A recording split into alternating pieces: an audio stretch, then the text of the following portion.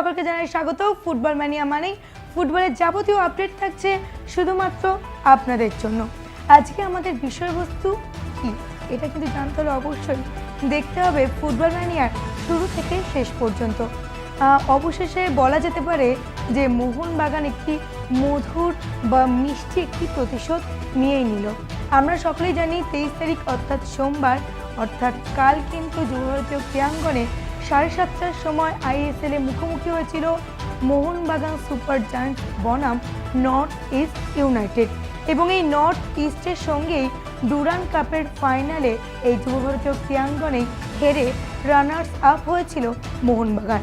কিন্তু এই দিন মাঠে নিজের ঘরোয়া মাঠে 3-2 গোলে হারিয়ে দিয়ে একটি বদলা নিয়েই নিল বলা যেতে পারে মোহনবাগান। এবং ম্যাচের শেষ মুহূর্তেই বলা যায়, কারণ 87 মিনিটে কামিন্সের একটি গোলে 3-2 করেই নিল মোহনবাগান। তবে এটি কিন্তু বলার অপেক্ষা রাখে না যে মোহনবাগানের এই জয়ে মোহনবাগান কিন্তু বেশ ছন্দে ফিরল, কারণ আইএসএল এর প্রথম ম্যাচে মোহনবাগানের ড্র হয়েছিল ম্যাচ, এবং দ্বিতীয় ম্যাচে কিন্তু তারা একেবারে 3 পয়েন্ট নিয়ে কিন্তু মাঠ ছাড়ল।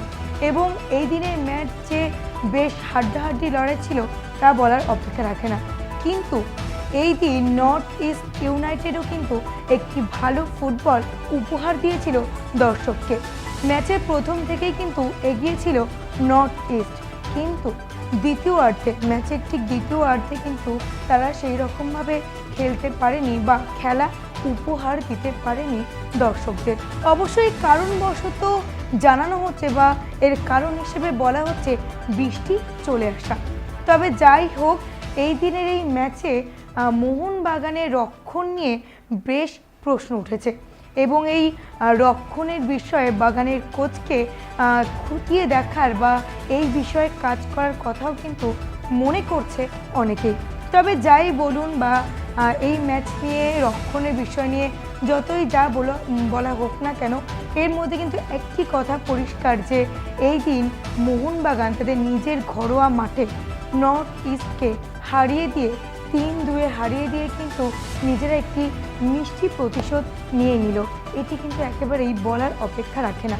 আজ কিন্তু আমাদের বিষয়বস্তু ছিল কালকের এই ম্যাচ অর্থাৎ মোহনবাগানের এই দুর্দান্ত একটি জয়।